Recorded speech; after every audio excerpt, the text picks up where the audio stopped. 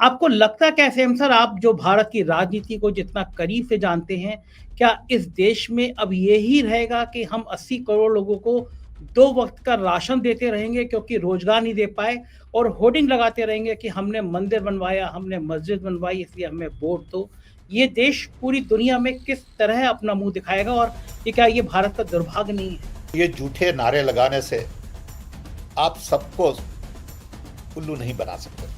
उस समय उन्होंने जब आपको इंट्रोड्यूस किया था, उसमें एक शब्द कहा था कि आप विश्वकर्मा जाति से आते हैं, तो मैंने उस समय लिखा था, मुझे याद नहीं किस अखबार में मैंने एक आर्टिकल लिख के भेजा था, मैं छोटा था लेकिन you mean Rahul Gandhi, not हाँ, राजीव गांधी। हाँ, तो मुझे वो लगा कि जाति क्यों बताना, मतलब सैम पित्रोदा की जाति से बड़े कहीं सैम पित्रोदा हैं। तो देखिए, जाति क्या कांग्रेस भी अब जाति का खेल नहीं खेल रही है? जब राहुल गांधी कहते हैं कि हमें पिछड़े लोगों को आगे लाना है, उसका मतलब यह है कि हमें उन्हें मदद करनी है, एजुकेशन में आगे लाना है, जॉब्स के लिए आगे लाना है, उनके धंधों को लोन देनी है, सो उनके एंटरप्रेन्योर्स को एनकरेज करना है। अभी क्या हो रहा है कि small group of people are controlling major financial decisions. आपको लगता है कि जो मंडल वाली राजनीति, मतलब जाति की राजनीति, कमंडल यानी धर्म की राजनीति पे भारी पड़ जाएगी? एम साहब, आप अगर पिछड़े और दलितों के आगे लाने की वकालत करते हैं, बात करते हैं और कांग्रेस सरकार बनाने की स्थिति में आती है या इंडिया गठबंधन में भी ये कहा जाएगा कि कांग्रेस अपना प्रधानमंत्री चुने, तो आपको क्या पसंद आएगा कि आपके दोस्त के बेटे राहुल गांधी जो एक ब्राह्मण परिवार से हैं या फिर एक दलित जो मल्लिकार्जुन खड़गे हैं वो प्रधानमंत्री बने? अगर सैम पित्रोदा को चुनना हो कांग्रेस में कौन पीएम बनेगा, तो राहुल गांधी या फिर मल्लिकार्जुन खड़गे? Country definitely needs a younger prime minister. Change should be a way of life. Sam Pitroda sir का इन 5 राज्यों के चुनाव में कोई रोल है? आप राहुल गांधी को कुछ सलाह दे रहे हैं और दे रहे हैं तो किस तरह का दे रहे हैं? हमारे खुद के बच्चे सलाह नहीं मांग रहे हैं तो दूसरों को क्यों सलाह दे दें?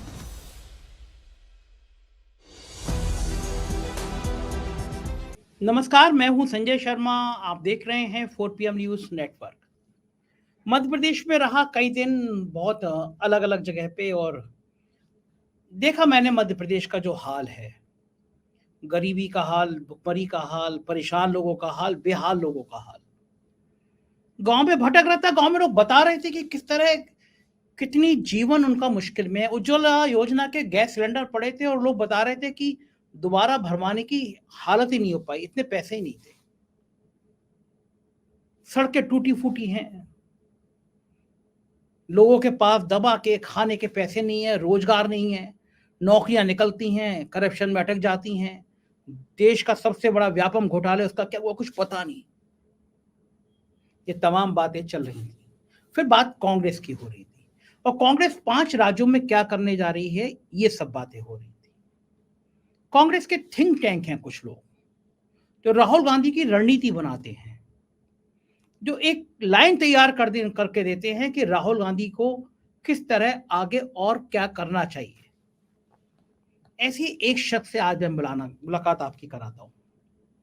अमेरिका में रहते हैं, राहुल गांधी के पिताजी राजीव गांधी के मित्र थे, देश के बड़े बड़े अवार्ड मिले और राजीव गांधी के अनुरोध पे वो अमेरिका की अपनी नागरिकता छोड़कर भारत आए और उसके बाद में उन्होंने संचार क्रांति में तमाम बातें क्रांति करी। प्रधानमंत्री के सलाहकार रहे सैम पित्रोदा साहब। आज उन्होंने राहुल गांधी को लेकर मुझसे बहुत बड़े खुलासे किए। मैंने उनसे पूछा कि आप वैज्ञानिक दृष्टिकोण के आप मुझे बता सकते हैं कि राहुल गांधी को ठंड नहीं लगी तो उन्होंने अपने शरीर के साथ क्या किया? विपासना करी, कुछ साधना करी, क्या किया? मैंने उनसे पूछा कि आप राहुल गांधी से क्या सीखते हैं और राहुल गांधी आपसे क्या सीखते हैं? तमाम ऐसी बहुत सारी व्यक्तिगत बातें और कांग्रेस के सिद्धांतों की बातें। सैम पित्रोदा का और राहुल का रिश्ता बहुत आत्मीय है। नेचुरली राहुल लोगों को बहुत प्यार करते हैं और सैम उन चंद लोगों में से हैं जो उनके पिता के दोस्त हैं और दिल से गांधी परिवार के साथ जुड़े हैं। मैं जानता हूं सैम पित्रोदा जी के और राहुल जी के रिश्तों के बारे में, तो आज मैंने सैम पित्रोदा जी से राहुल को लेकर बहुत गहराई से कुछ सवाल किए, कांग्रेस की नीतियों के बारे में सवाल किए। मैं चाहता हूँ ये पूरा इंटरव्यू सुनिएगा और अपनी राय से मुझे अवगत कराइएगा। चलते हैं सैम पित्रोदा साहब के पास। शुक्रिया सैम सर, आपकी इतनी व्यस्त जिंदगी में आप कुछ पल 4 PM के लिए निकाल देते हैं। मैं बड़ा आभारी हूँ, क्योंकि आपकी योग्यता और आप जितने विद्वान हैं, आपकी बातों से हम भी समझते हैं और हमारे दर्शक भी समझते हैं। सैम सर, मैं करीब 9-10 दिन में मध्य प्रदेश के दौरे पे था और मैंने ये दौरा इस बार ग्रामीण अंचलों में बहुत ज़्यादा जाके देखा। आपने देश में बहुत काम किया है, औद्योगिक क्रांति के आप जनक हैं और आप भी बहुत गाँव देहात घूमे हैं। आप भी बहुत छोटी-सी प परवेश को लेकर आप यहाँ तक पहुँचे हैं, गरीब घर में आप पैदा हुए, आपने गरीबी देखी है। मुझे बड़ी हैरानी हुई कि सैम सर कि चुनाव के मुद्दों में जो बातें होनी चाहिए, उज्ज्वला योजना के सिलेंडर रखे हुए हैं घरों में, भरवा नहीं पाए वो एक बार भी, क्योंकि उनके पास पैसे नहीं हैं। बच्चों का इलाज नहीं हो पा रहा है क्योंकि उनके पास पैसे नहीं हैं। बच्चे स्कूल जाना तो छोड़ दीजिए, गाँव के देहात के बच्चे, 2 वक़्त की रोटी नहीं है, सरकार के राशन पे वो लोग ज़िंदा हैं। और जब मैं मध्य प्रदेश की राजधानी भोपाल पहुँचता हूँ, तो देखता हूँ बड़ा-सा पोस्टर लगा है, होर्डिंग लगा है, उस पे लिखा है, राम मंदिर हमने बनवाया, आप सबकी कामनाओं के साथ, प्रधानमंत्री के साथ मुख्यमंत्री के फ़ोटो लगे हुए हैं। गाँव के देहात के बच्चे भूख, परेशानी, नौकरी, बेरोज़गारी कुछ नहीं है, लेकिन राजधानी में दिखाने के लिए होर्डिंग पे लिखा हुआ है कि भगवान राम का मंदिर हमने बनवाया। आपको लगता कैसे है सर, आप जो भारत की राजनीति को जितना करीब से जानते हैं, क्या इस देश में अब यही रहेगा कि हम 80 करोड़ लोगों को 2 वक़्त का राशन देते रहेंगे क्योंकि रोज़गार नहीं दे पाए और होर्डिंग लगाते रहेंगे कि हमने मंदिर बनवाया, हमने मस्जिद बनवाई इसलिए हमें वोट दो। ये देश पूरी दुनिया में किस तरह अपना मुँह दिखाएगा और ये क्या ये भारत का दुर्भाग्य नहीं है? लोग समझते हैं कि ये ज़्यादा नहीं चलेगा। लोग समझते हैं कि रियल इश्यूज़ हैं नौकरी, महंगाई, इकोनॉमिक डेवलपमेंट, और ये झूठे नारे लगाने से आप सबको उल्लू नहीं बना सकते। बहुत चला। अब लोग शायद तंग आ गए हैं। कहते हैं कि सच्चाई बाहर आ रही है। मंदिर बनाने से हमारी भूख नहीं मिटेगी। आप देख रहे हैं कि हर जगह नौकरी एक बहुत बड़ा विषय बन गया है। महंगाई बहुत ही तंग कर रही है लोगों को। तो at the end of the day people will ask कि हमारा क्या हुआ 10 साल में। लोगों को झगड़ाया, बहुत सारा झूठ बोला, सब जगह झूठ ही बोलते हैं। अभी कोई एक ऐसा झूठ निकला कि हमने राहुल गांधी को अदानी से मुलाकात करवा दी। बिल्कुल झूठ बोलने में कोई शर्म नहीं है। अब इसको आप कैसे पहुंचे? आराम से झूठ बोलते हैं और समझते हैं कि लोग सब मूर्ख हैं कि हम झूठ बोल के लोगों को समझा लेंगे। लेकिन अब जो महंगाई और ये सब चीजें लोगों को परेशान कर रही है, वो डिसाइड करेगी कि देश का भविष्य किधर जाएगा। सबसे पहले ये लड़ाई 2 चीज की है। एक तो व्हाट अफेक्ट्स पीपल, नौकरी, महंगाई, facilities, all that. Another one is a fight of ideas. ये विचारधारा की लड़ाई है। इसमें मेन इश्यू है कि हमें सबको साथ मिलकर रहना है। हमें एक दूसरे से झगड़ा मत कराइए। हमें कोई डिफरेंस नहीं लग रहा, हिंदू, मुस्लिम, क्रिश्चियन, ईसाई, सब में सब भाई भाई हैं, रह रहे थे हजारों साल से साथ और अब भी साथ रहेंगे। आप देखिए at the end of the day ब्राह्मण आया कहां से? ये आपको सोचना है कि ब्राह्मण भी फॉरेन कंट्री से आया, कहीं से चल के ब्राह्मण आया। ब्राह्मण तो देश में तो पैदा नहीं हुआ था। ओरिजिनल जो अबेरिजियन लोग थे, द्रविडियन, वो भी कहीं से आए थे, लेकिन वो वहां सालों तक थे। तब बाहर से कोई आया, शायद ईरान से आया, शायद अफगानिस्तान से आया, शायद तुर्किस्तान से आया, और शायद इराक से आया, और वो लोग कहने लगे कि हम हैं ब्राह्मण। ये कमाल की बात है भाई, कि ब्राह्मण का देश बन गया एकदम। ये दुनिया बदलती रहती है, सब देश बदलते रहते हैं। Migration is a way of life. Everybody migrated everywhere. America पूरा देश बना माइग्रेशन से।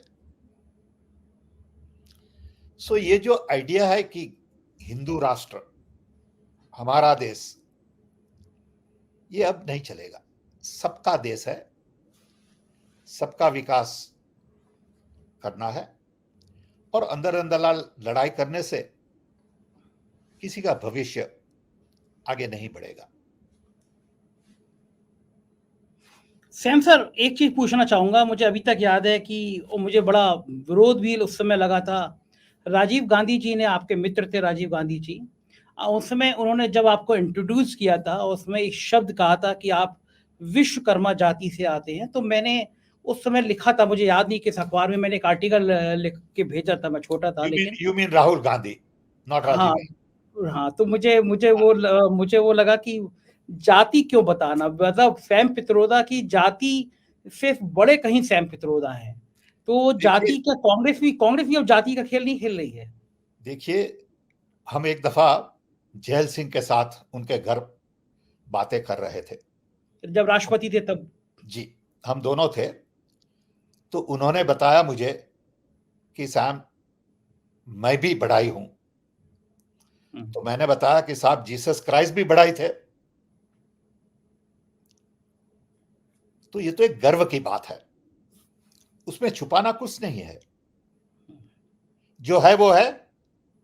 आई am proud of being a son of Vishwakarma.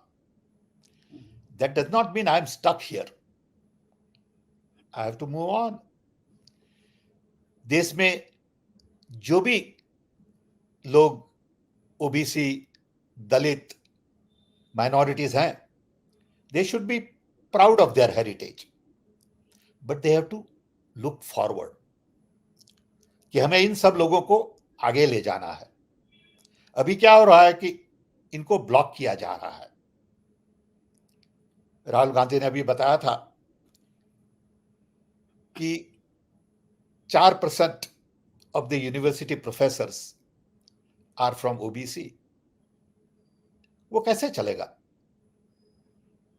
यही हमें बदलना है। इतने टैलेंटेड लोग ओबीसी में, माइनॉरिटी में, दलित में हैं, क्यों हम उनको मेन स्ट्रीम में नहीं ला सकते? Why can't they be the machine for production, productivity? We need to encourage them. We need to facilitate them. वो नहीं हो रहा है। सैम सर, ये कहा जा रहा है कि दो लड़ाइयां हैं। भारतीय जनता पार्टी चाहती है ये जो पिछड़े हैं, ये जो दलित हैं, ये हिंदू बन जाए। हिंदू हैं भी, लेकिन उनका दिमाग, दिल और दिमाग जाति से अलग हटके धर्म में उलझ जाए। जब वो हिंदू बन जाएंगे तो आसानी होगी उनको मंडल की राजनीति, कमंडल की राजनीति करने में। और कहा जा रहा है कि जो इंडिया गठबंधन है, खासतौर से राहुल गांधी, वो चाह रहे हैं कि मंडल की राजनीति की जाए, यानी पिछड़ों की और दलितों की बात उठाई जाए। तो मुद्दे तो दोनों गलत हैं, कि धर्म की राजनीति करना और जाति की राजनीति करना। तो ये विकास तो पीछे छूटता है, चाहे धर्म की राजनीति करो, चाहे फिर जाति की राजनीति करो। क्या ये दोनों में से कोई एक चीज ठीक हो सकती है और एक चीज गलत हो सकती है? नहीं, ये चीज को दूसरी तरह से देखना है। जब राहुल गांधी कहते हैं कि हमें पिछड़े लोगों को आगे लाना है, उसका मतलब यह है कि हमें उन्हें मदद करनी है।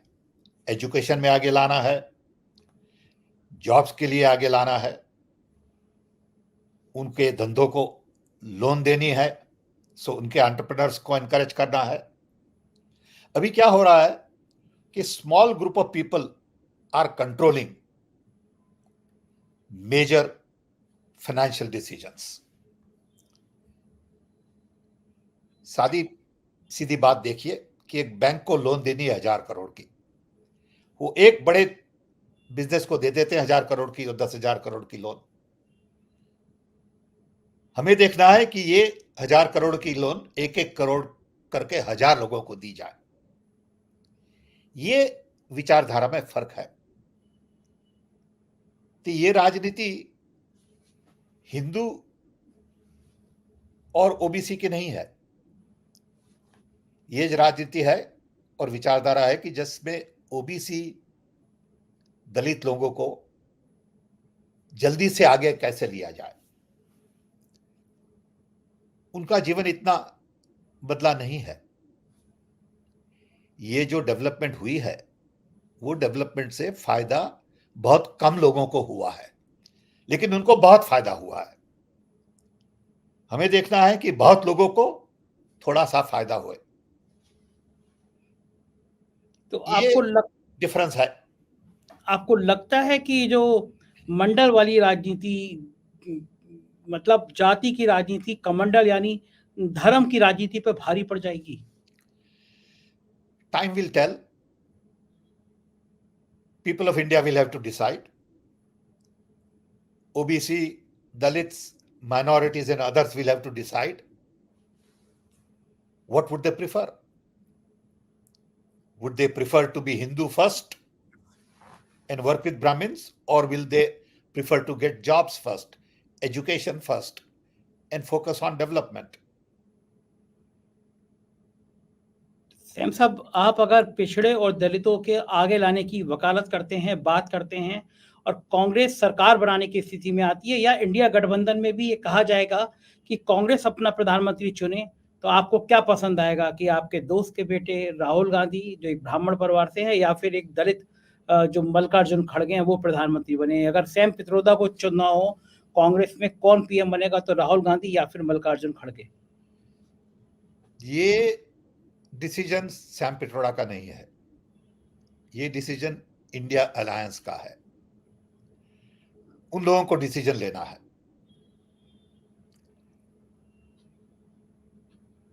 Country definitely needs a younger prime minister. Everywhere in the world, there is a big vacuum today. When country is young, you want to promote young thought. That doesn't mean there is no room for older people. Don't get me wrong. Okay. So India Alliance will have to decide that. That's their decision. Sam sir, आपकी उम्र जितनी है लगभग उतनी उम्र के शायद आप जिस देश में, अमेरिका, उसके राष्ट्रपति हैं, आप इस उम्र में भी हम जैसे लोगों से ज़्यादा काम करते हैं, ज़्यादा समय देते हैं, ज़्यादा योग के हैं, तो फिर इस उम्र का तो कोई मतलब नहीं होता है कि सैम सर इतने इंटेलिजेंट इस उम्र में भी हैं, तो इस उम्र का आदमी प्रधानमंत्री भी बन सकता है? बन सकता है, एब्सोल्युटली ट्रू। क्योंकि आज लोग जीते हैं 100 साल तक। 80 साल में तो लोग उतना ही काम करते हैं जितना वो 40 साल में करते थे। It is true, but young country needs to look forward and not backward. See, अभी क्या है, हमारी दृष्टि पीछे बहुत देखती है। धर्म, राम, हनुमान, मंदिर, ये सब पीछे है। आगे है भविष्य, आगे देखना है। हमें गर्व है हमारे इतिहास पे, हमारे हेरिटेज पे, लेकिन हम वहां स्टक नहीं हो सकते। हमें आगे बढ़ना है और इसीलिए यंग लोगों की विचारधारा पे बहुत ध्यान देना है। अभी आप देखिए ये एलजीबीटी का decision, okay, we need to look forward and not look backward. दुनिया बदल रही है, दुनिया कॉन्स्टेंटली बदलती है। अगर हम नहीं बदलेंगे जल्दी तो काम कैसे चलेगा? हर 10 साल में चीजें बदलती है बहुत। देखिए देश कहां से कहां पहुंच गया। Change should be a way of life, लेकिन हम चेंज को बहुत रेजिस्ट करते हैं। Immediately we go back to our history, heritage, past. Let's move on. आगे बढ़ना है सब चीजों में, और इसीलिए वैज्ञानिक विचारधारा बहुत जरूरी है। Scientific temper is the need of the hour. वो तो है ही नहीं। लोग साइंटिफिक विचारधारा पर ध्यान ही नहीं देते, इमीडिएटली टूट पड़ते हैं एक दूसरे पर। Logical, rational, scientific mindset with your eyes on the future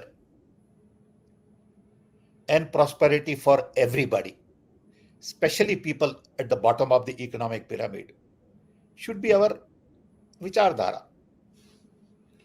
Sam sir, आप चूंकि वैज्ञानिक पृष्ठभूमि से आते हैं, कई विषय में आपने डॉक्टरेट किया, इतना पढ़ा है आपने। राहुल गांधी भी वैज्ञानिक सोच की बात करते हैं। मैं अभी मध्य प्रदेश में गया, वहाँ लोग बता रहे थे एक बाबा बागेश्वर हैं, उनके एक धाम लगता है, वो पर्ची लिखते हैं, पर्ची पे भविष्य बता देते हैं। ये अलग बात है, उनका अपना सगा भाई उसका भविष्य नहीं देख पाया, वो तमंचे के साथ पकड़ा गया, जेल गया, सब पिटाई, सब अलग विषय है। लेकिन मुझे बड़ी हैरानी हुई कि जो मध्य प्रदेश के संभावित मुख्यमंत्री हैं सरकार आने पे, कमलनाथ, वो भी उन बाबा बागेश्वर को बुला रहे हैं। बीजेपी तो करती है, लेकिन अगर कांग्रेस के संभावित मुख्यमंत्री भी बाबा बागेश्वर जैसे पाखंडियों की चरण वंदना करेंगे तो फिर वो वैज्ञानिक सोच कांग्रेस की कहां चली जाएगी? लेकिन ये उनका पर्सनल विचार है, ये कांग्रेस का विचार नहीं है। डोंट कंफ्यूज कमलनाथ जी और anybody else going to baba with Congress विचारधारा। कांग्रेस विचारधारा does not believe in that kind of wisdom.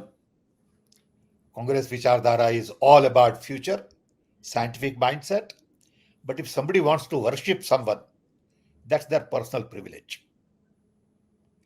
Do not confuse this with party's ideology. Sam sir, मुझसे लोग पूछ रहे थे कि इंटरव्यू में उन्होंने देखा था तो उन्होंने मुझसे कहा था कि मैं अगली बार आपसे सवाल जरूर करूं कि राहुल गांधी से आप वैचारिक रूप से बहुत जुड़े हैं, मानसिक रूप से बहुत जुड़े हैं।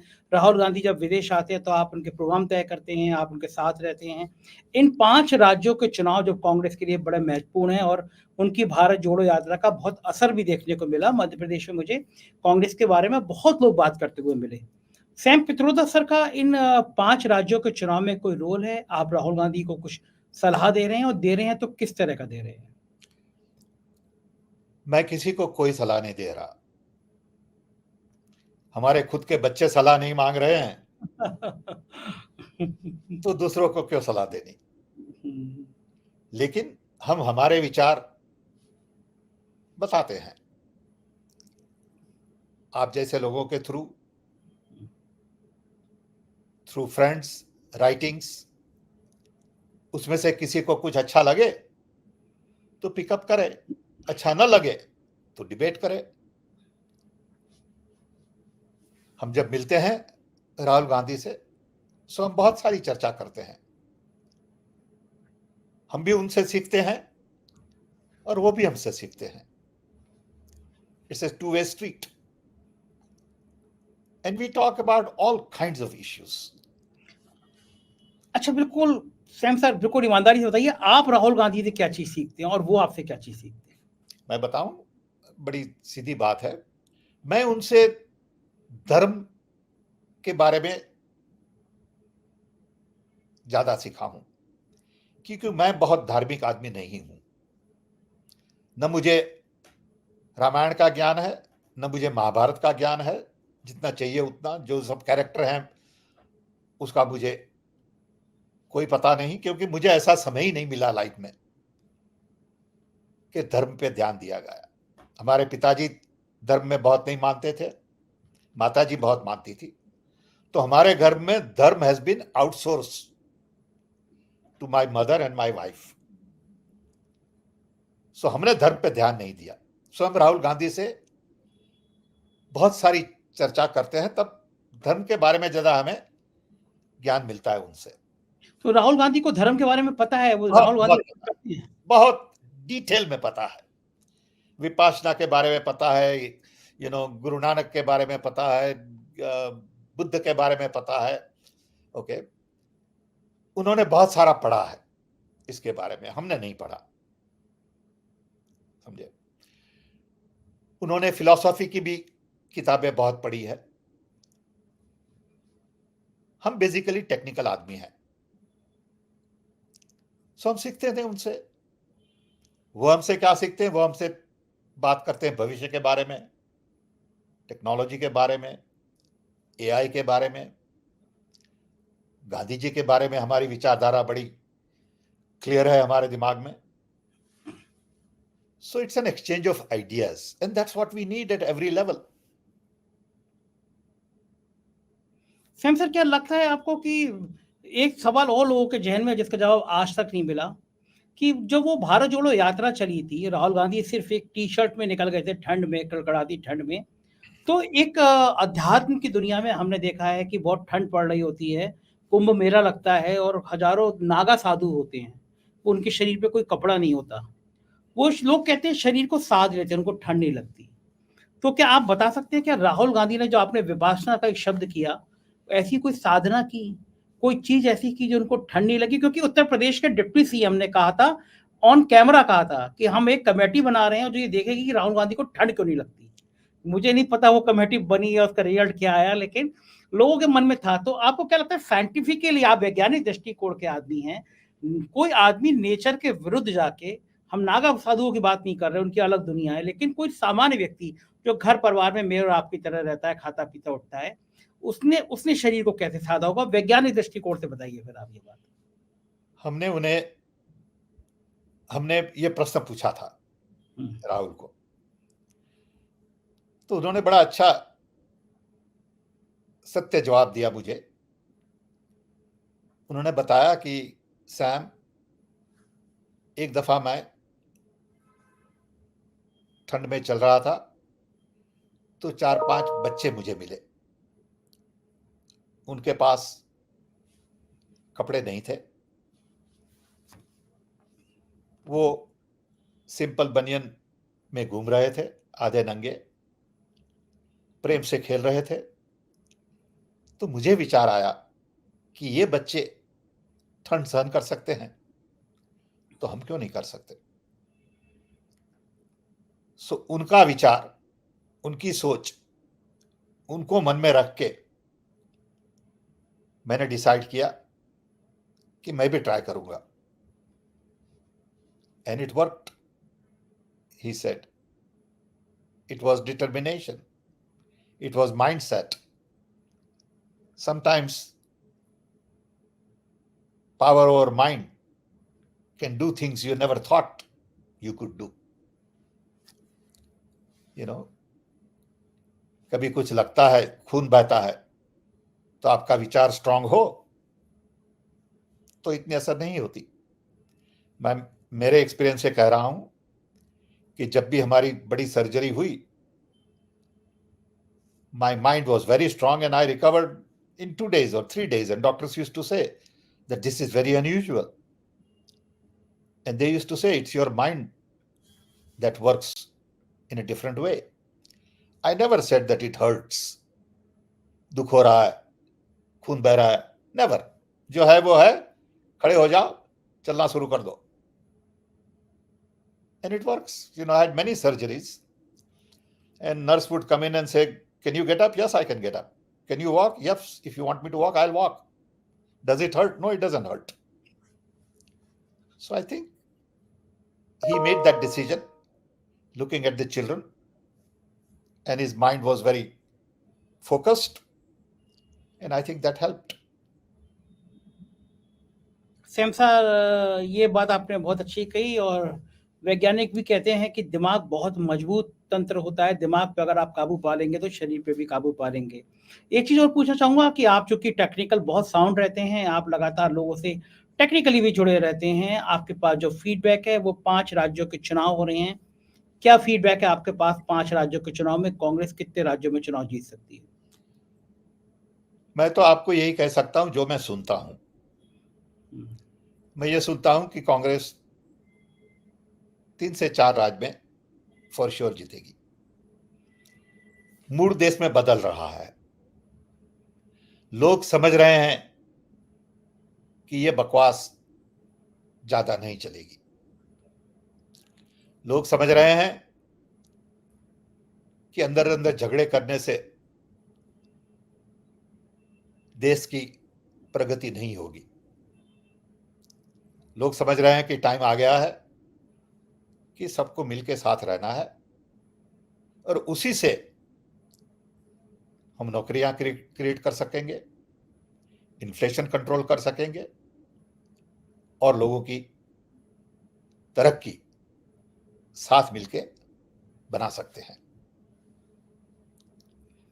सैम सर, ये देश की राजनीति की बात हुई और मैं थोड़े से विषय से अलग चलना चाहता हूँ, क्योंकि पूरी दुनिया डरी हुई है और सहमी हुई है, और ख़ास तौर से आप जिस मुल्क में रह रहे हैं उस मुल्क के रवैये से डरी हुई है।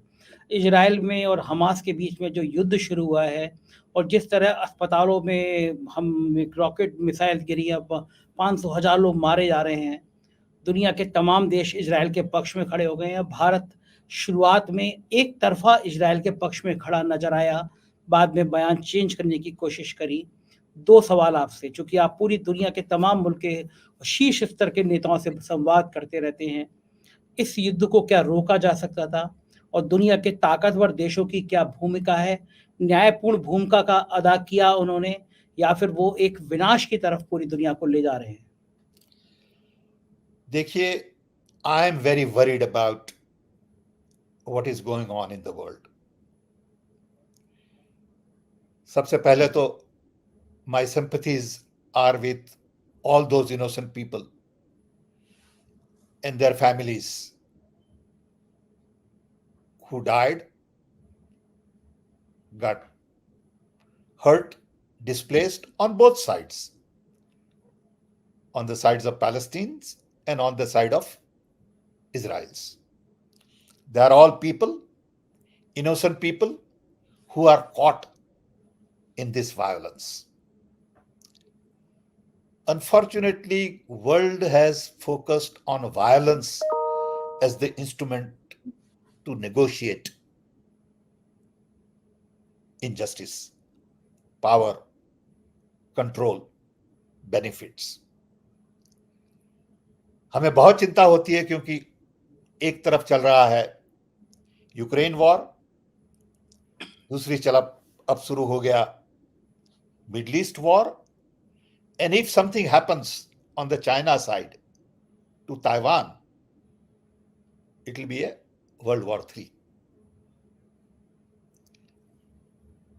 All of a sudden, पूरा अटेंशन चला गया यूक्रेन से पैलेस्टीन इजराइल वॉर में.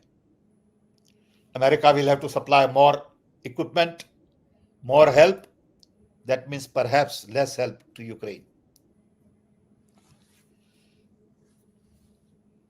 आज सुबह ही हमारी एक मीटिंग थी जिसमें हम 30 लोग हर वीक मिलते हैं ऑन जूम. उसमें हमारे एक दोस्त हैं दिव्येश मेहता, उन्होंने बड़ी अच्छी सॉर्ट ऑफ एनालिसिस की इसकी कि भाई ये वॉर से America is going to be over extended and the advantage would be for Russia and China. यही प्रॉब्लम नेगोशिएशन से सेटल हो सकता था. It is sad that attack was launch on Israel. Those who did that should be punished, but in the process, innocent people can't suffer the way they are suffering. I'm surprised that Israel could openly say that vacate the whole area and displace 1 million people because we have enemy in your neighborhood. I mean, how can you tell this to 1 million people that leave your home, go somewhere, we don't care where you go? It is not human.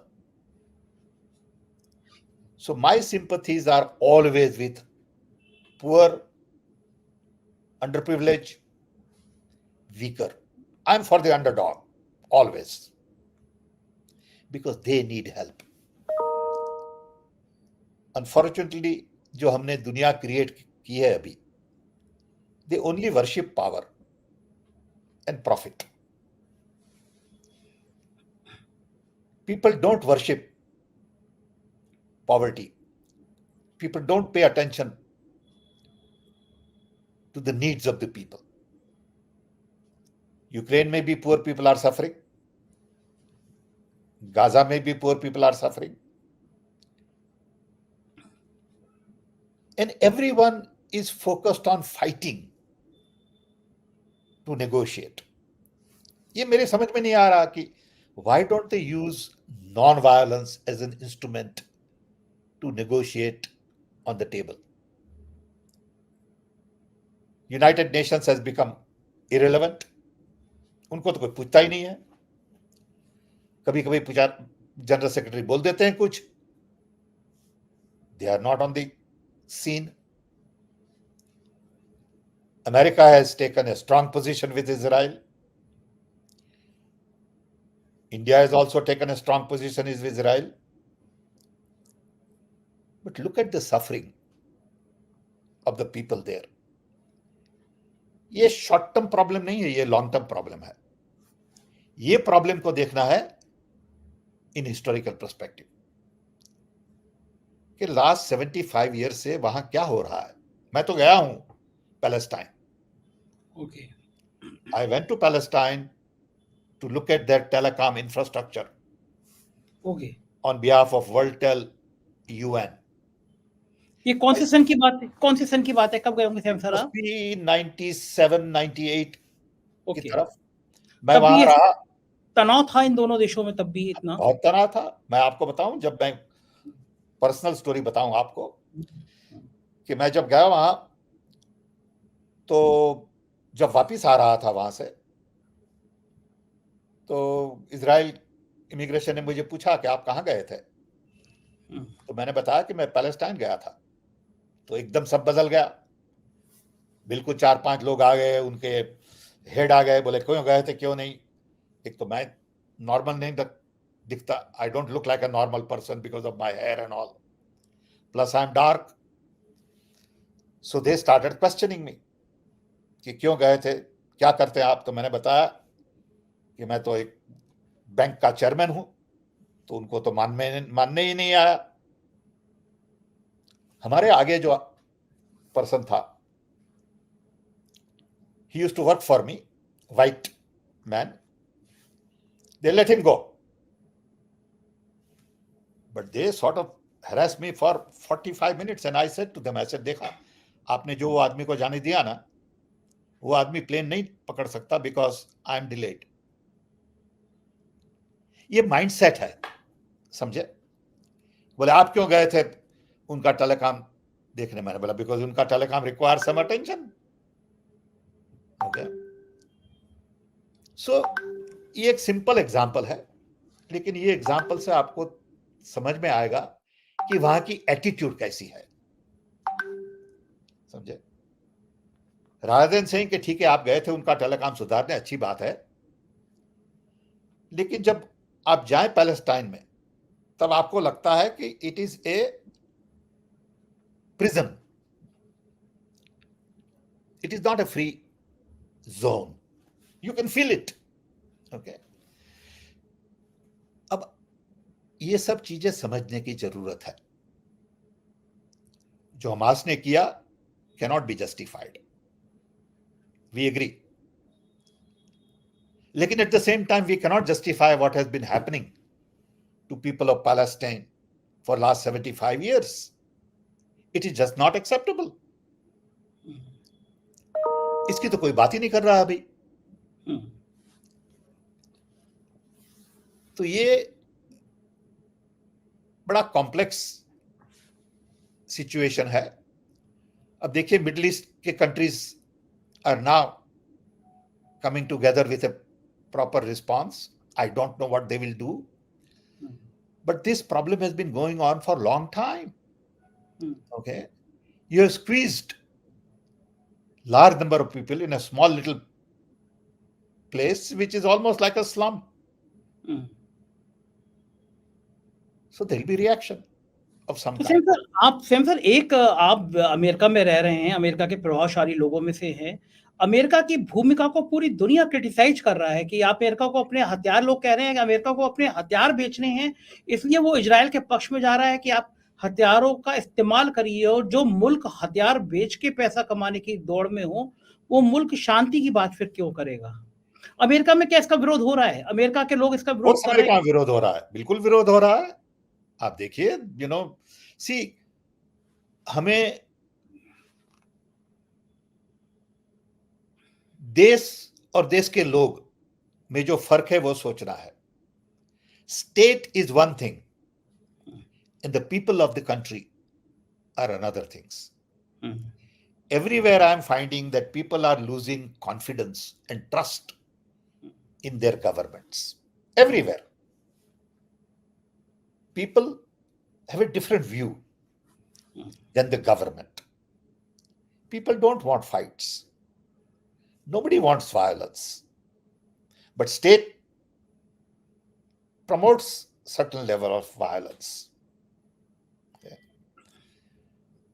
People of America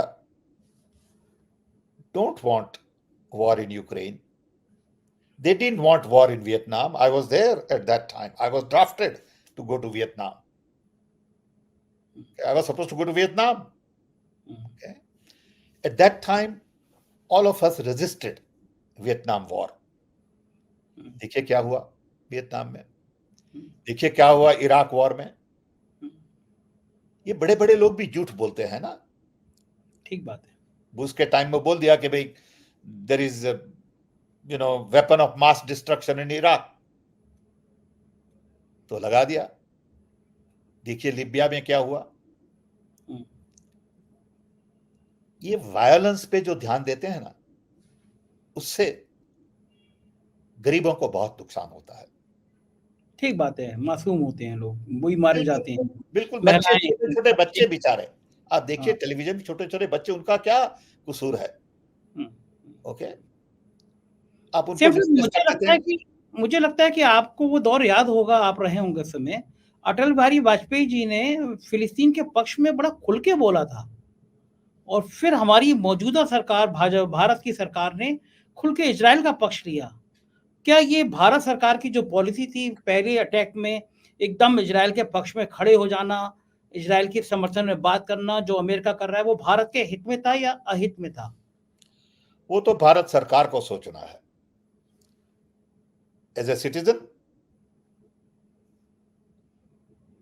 as an independent thinker, I would always take side of the underprivileged, people who have been taken advantage of. I would look at the history of last 75 years. That does not mean I would justify violence. But the answer to violence cannot be through violence. ठीक बात है। I'm still Gandhian. Okay. I will not answer violence with violence, because in that process, innocent people get hurt, affected. अब 1 million लोग आप देखिए कि car में बैठ के अपना बैग में सामान लेकर जा रहे हैं। बेचारे कहाँ जाएंगे, क्या खाएंगे, कहाँ सोएंगे? ओके, जाइए आप इजिप्ट की बॉर्डर पे, वहां दरवाजे बंद है। ओके, ये कैसे सहन हो सकता है हम लोगों से? सेम सर, जो भारत जिस तरह से इजराइल के पक्ष में खड़ा हुआ, अमेरिका में जो भारतीय मूल के लोग हैं वो, और टोटल अमेरिका के इंटेलेक्चुअल में भारत के प्रति ये पॉजिटिव गया, सकारात्मक गया, या भारत के लिए नकारात्मक, नेगेटिव रहा? मैंने आपको पहले भी बताया है, यहाँ पे 2 टाइप के भारतीय हैं। एक ब्लाइंड फेथ में, मंदिर वाले, टेंपल वाले, जो बीजेपी के साथ हैं, they believe BJP can do no wrong, fine, that their privilege. दूसरा क्लास है that is more concern about ideology, विचारधारा, they think more about future. That group, I'm sure, would feel that there was no need to take side immediately. Okay? There is no need to jump the gun. Let it settle down, understand larger issues, don't have knee-jerk reaction, and don't support violence against violence. ठीक बात है। और जो America के मूल के लोग हैं, जो अमेरिकन हैं, वो इंडिया के रुख को पसंद कर रहे हैं या नहीं कर रहे हैं, और अमेरिका में रह रहे लोग अमेरिका के रुख को, अपने ही देश के रुख को पसंद कर रहे हैं, नहीं कर रहे हैं। अमेरिका में रहने वाले Americans don't pay much attention to India. Let's not have any wrong idea. They don't care. It is not part of their equation. Okay, they are more concerned about China, Russia, Europe, UK, Latin America. India is not on their radar.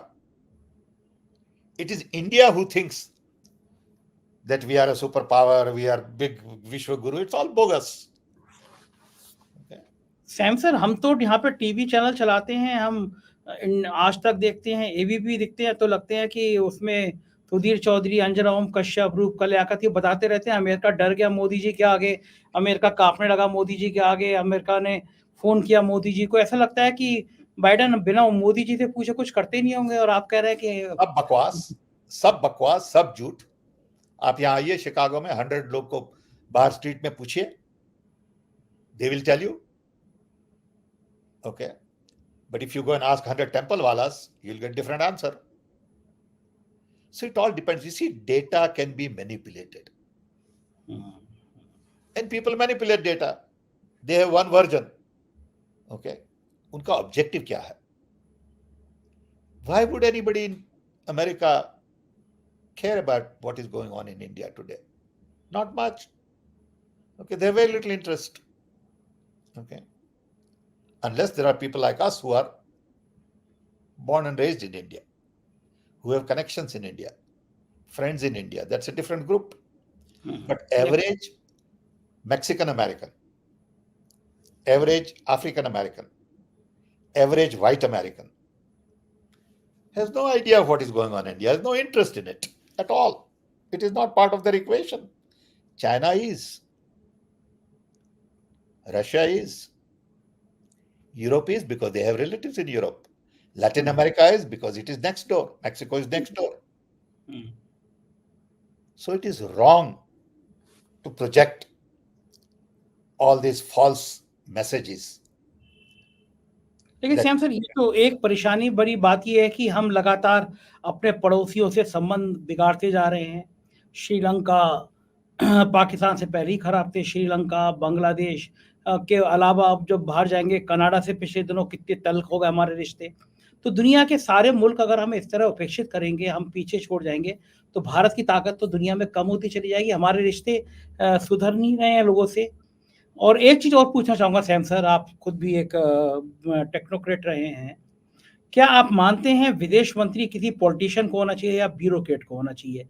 क्योंकि जिस हिसाब से विदेश नीति flop हुई है India की, जिस तरह से छोटे-छोटे मुल्कों ने हमें आँख दिखाई है, हमारे रिश्ते खराब हुए हैं, तो लोग कहने लगे हैं कि आईएएस अफसर को, रिटायर्ड आईएएस अफसर को आप विदेश मंत्री बनाएँगे तो उसका नतीजा यही होगा। तो दुनिया में जो हमारी स्थिति बन रही है, उसके पीछे कारण क्या है? खराब होती है स्थिति के पीछे कारण क्या है? देखिए, विदेश विचारधारा has to do with your basic philosophy, your own idea of what India stands for. सबसे पहले तो you have to make friends with your neighbors. You cannot antagonize your neighbors and hope to achieve anything in the long run. We have been fighting with Pakistan for 75 years. We always blame them for everything. We are a big nation, and we must act like a big nation and take some hit. In the family, if you are a big brother, of course people will hit you once in a while. But that's where your bigness comes in. Okay, you can't settle score all the time and still be big. If big brother says, I'm going to settle score with everybody all the time, you're no longer big. So first, foreign policy, according to me, should be focused on neighborhood, making sure that the entire South Asia gets integrated in a nice way. We handle terrorism collectively, and we create open trade in South Asia where everybody flourishes. We sort of become the key to transparent borders where people can move freely. Art, culture, education, health would become a focus. Then you can move on to Middle East, because that's our big next neighbor where we have large number of people. Then our relationship with China, our relationship with Soviet Union. These are all important foreign policy issues. Foreign policy is not about our relationship just with the US. Foreign policy is not about our relationship with money, business, trade. Our relationship with Africa is a big challenge. Okay. So it depends. And I think your earlier question about, professional versus sort of politician, depends. It depends. Okay. I think it basically depends on the overall philosophy. See, our founding fathers had very clear idea of non-aligned movement, and it's not out of fashion. A lot of people, I saw an article in Wall Street Journal by somebody saying India is old-fashioned. No. It is not fashionable to fight. Okay. It is always right to focus on non-violence, to negotiate your differences. We are not barbaric people. We are living in 21st century. We can reason. We can discuss, debate, understand each other. It may take a little longer time. Immediate need of the hour in Middle East to have ceasefire. Immediately. Somebody has to say, no more weapons, ceasefire, rather than saying, supply more weapon, go on fighting more, get more people out. It's all wrong direction. You got to stand up today. A country like India should stand up and say, we will promote ceasefire right now. ठीक बात, बिल्कुल ठीक बात। Same sir, ये बताइए, मुझे भारत के पास मौका था, बहुत बड़ा मौका था, अगर वो आगे बढ़ के कहता कि हम फिलिस्तीन और इजराइल के बीच वार्ता करा सकते हैं, तो शायद भारत के लिए बहुत बड़ा मौका होता ना दुनिया में ये। बिल्कुल। It is not about a मौका. It is about the right thing to do. Right thing, बिल्कुल सही बात है। Okay. अब गांधी के मुझे देश को विश्व गुरु बनाना इससे, no. That's not the goal. Goal is, it is the right thing to do. ठीक बात for the people, and we have to do the right things. आप गांधी के देश में हैं, तो आप कह भी सकते थे कि हम शांति की बात करना चाहते हैं। We have to take moral high ground. We are a nation. We are perhaps a unique nation that we never fought with anybody, except with minor fights with Pakistan. We never went conquering countries. Look at our history. We were powerful enough. At one time, India was the largest economy in the world. Hmm, We didn't go on capturing land. We could have started capturing Bahrain. We could have started capturing Middle East. We could have started capturing, Thailand and everything. Hmm, No one ever did that because that is India. ठीक बात है, बिल्कुल सही बात है। Sam साहब, मैं आखिर में ये और पूछना चाहूँगा आपसे कि जिस समय पूरी दुनिया रो रही थी और अस्पताल की वो तस्वीरें देखकर जहाँ बच्चे और महिलाओं के शव पड़े हुए थे, उस समय अमेरिका के राष्ट्रपति इज़राइल के प्राइम मिनिस्टर की पीठ थपथपा रहे थे। उस घटना का क्या विरोध में लोग सड़कों पे भी आए हैं, प्रदर्शन भी हुए हैं अमेरिका में, क्योंकि अमेरिका एक डेमोक्रेटिक कंट्री है। बहुत प्रदर्शन हुआ है, सब जगह हुआ है, शिकागो में हुआ है, वॉशिंगटन में हुआ है, आप देखिए। In every major cities, people have come together in favor of sort of basically saying we need ceasefire, stop this madness. तो ये बात अमेरिका के राष्ट्रपति को समझ में क्यों नहीं आ रही कि उनके देश में इतना विरोध हो रहा है, तो वो क्यों सीज़फायर की बात ना करके इजराइल के प्राइम मिनिस्टर की पीठ क्यों थपथपा रहे हैं? We can ask the same question about Ukraine. We could have asked the same question about Vietnam, about Syria, about Iraq. Okay. ये हमारी दृष्टि से वर्ल्ड वॉर 2 का जो माइंडसेट है वो अभी बदला नहीं है। 75 साल के बाद लोग वही सोचते हैं कि वर्ल्ड वॉर 2 में जो हुआ वैसा फिर होगा, so we should fight war with war. In this day and age, we have to change our thinking and say we will not fight war with war. We will fight war with non-violence, conversations, negotiations, respect for each other, concern for the poor people, innocent people who are being killed. ये तो कोई rocket science तो है नहीं। बिल्कुल ठीक बात है। सैम साहब, आखिरी सवाल मेरा आपसे कि क्या अमेरिका को इसकी कीमत चुकानी पड़ेगी जो इजराइल के साथ खड़ा हुआ है, या आने वाले समय में यह अमेरिका के लिए खराब डिसीजन साबित होगा, विरोध होगा?